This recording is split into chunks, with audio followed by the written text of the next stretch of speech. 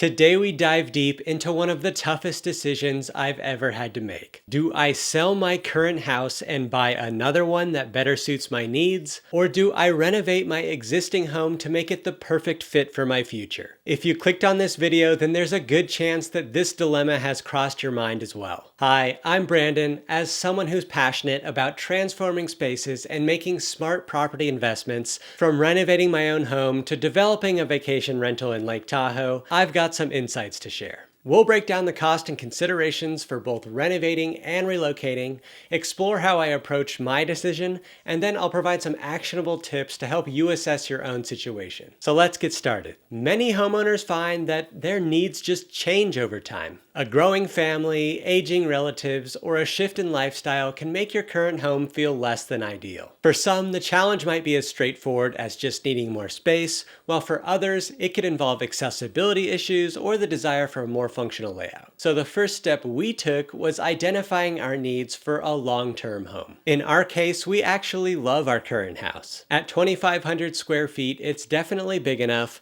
the layout is already perfect for us, and we've updated everything to our ideal taste. So you're probably wondering, why the heck would you consider moving? Well, our neighborhood is on a steep slope, which presents a few unique challenges. First, there are a ton of stairs just to get in and out of our house, which is starting to become more of a problem as my dog gets older and struggles with mobility. Second, we don't have any usable outdoor space, so we end up driving 10 minutes just for a safe, flat walk. The third thing that's forcing us to consider moving is the disappointing public school district. We could always pay extra for our kid to go to private school and then factor that into the cost of staying in our current home, but ideally, they could attend a great local public school that we already pay taxes for. Now that we've identified our needs, what are the essential renovations that'll solve for them? If you have 2 kids and only 1 bathroom for the entire family, then it would probably be adding a second bathroom. If you have an aging parent and too many stairs to get into the house, then it might be adding a ramp. For us, it's a major landscaping project to create a functional outdoor space. Obviously, we can't change our local public school, so we'll focus on what we can change. Is there anything about your home that's making you consider moving?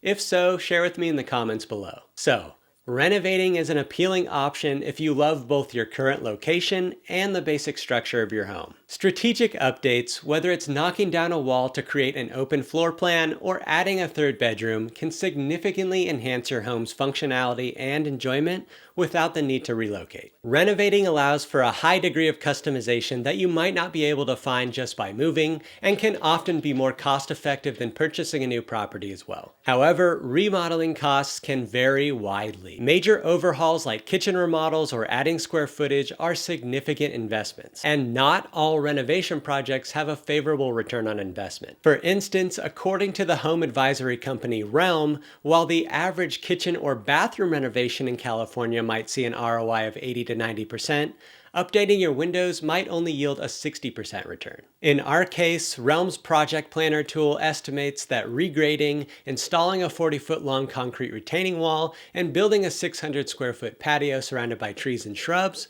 would cost around $100,000. If we were to shell out that kind of money, one would hope that it would be a good financial investment. However, Realm predicts that this particular project would only increase our home equity by 20%. Meaning that 80% of the cost might not ever be recovered if we decided to sell. So this leads to a crucial point to consider.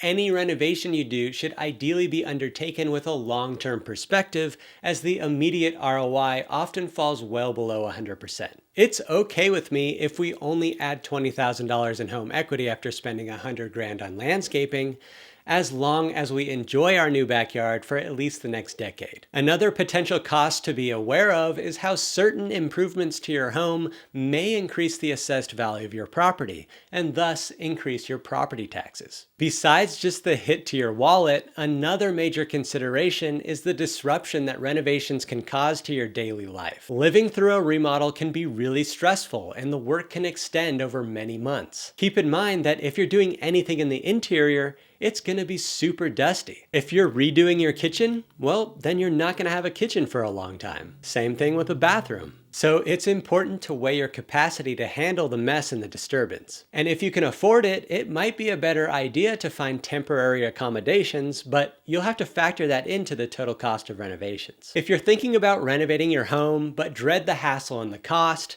then you should really check out my partner for this video, Realm. Realm has been simplifying the entire home renovation process for thousands of homeowners while saving them an incredible 20 to 45% on the cost of remodeling. Realm pairs you with an expert advisor who will be your guardian angel through the whole process. They'll help you figure out what renovations you can actually do, taking into account local zoning and building codes. Plus, they use data from your area to estimate costs and show you which renovations will have the highest return on investment. Once you're ready to move forward, Realm doesn't just leave you to fend for yourself. They help you create your ideal design. They identify and negotiate with contractors to ensure you get the best deal, and they even present different payment options to fund your project. They'll stick with you until your renovation is done and you're completely satisfied. I've arranged a special deal for you guys. Use my affiliate link below to sign up with Realm and you'll get $200 off your deposit when you start a project. It's a great way to save some money while making your renovation dreams a reality. Now let's shift gears and talk about what to consider if you're thinking about selling your current house and relocating to a new one. Moving to a new home can solve problems that are impossible to fix through a renovation. This might include issues like location, property size,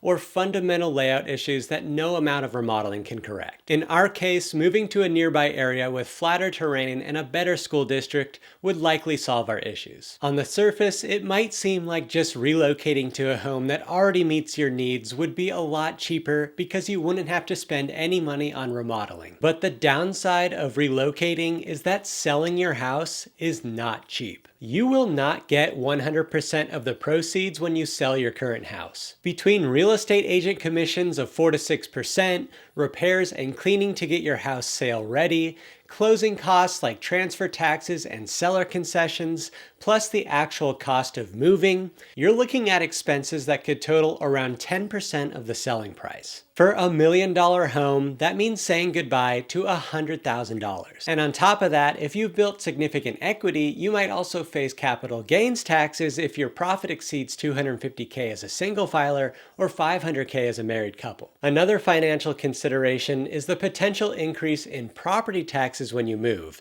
as you will be taxed on the current assessed value of your new home. The biggest financial obstacle for us to relocate is current mortgage interest rates. Like many of you, I refinanced my mortgage during the pandemic when rates hit record lows, locking in a 30-year fixed rate at 2.25%. With today's rates hovering around 7%, the financial impact of moving can be huge. On a $500,000 mortgage, for example, my monthly payment would jump from $1,900 to $3,300 a month. This seems to be a common scenario for many current homeowners who are ready to move out of their current house, but simply can't afford to take on a new mortgage at today's rates. It doesn't seem like the Fed is going to be dramatically lowering interest rates anytime soon, so homeowners who want to relocate will have to start finding creative ways to make the numbers work. One way to get around this obstacle is by downsizing. If you're like us and you don't actually need all of your current space, then downsizing is a great way to get into a less expensive property with a smaller mortgage. If downsizing isn't feasible, then you may have to consider moving to a less expensive area that could be less desirable. Another good option that not many homeowners consider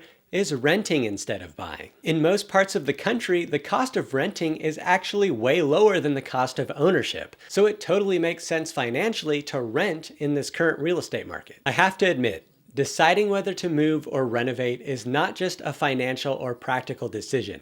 It's deeply personal. Staying might mean keeping community ties and preserving memories, while moving could provide a fresh start with better amenities and opportunities, especially if your current neighborhood no longer meets your needs. In our case, the final decision to relocate was difficult. I've invested a lot of sweat equity into renovating our home, and my family has built countless memories here over more than a decade. However, the limitations of our neighborhood, primarily the poor public schools, mean that renovations alone would not solve all our smaller issues. So it's clear that relocating is the best choice for my family's needs. If the situation were different and the public schools were better, then perhaps we may have considered investing $100K into landscaping to make our current home work. Additionally, consulting with a tax planning professional before making any significant changes can provide valuable insights, especially when it comes to understanding potential tax implications. If you're curious about different financing options for renovations, check out one of these videos.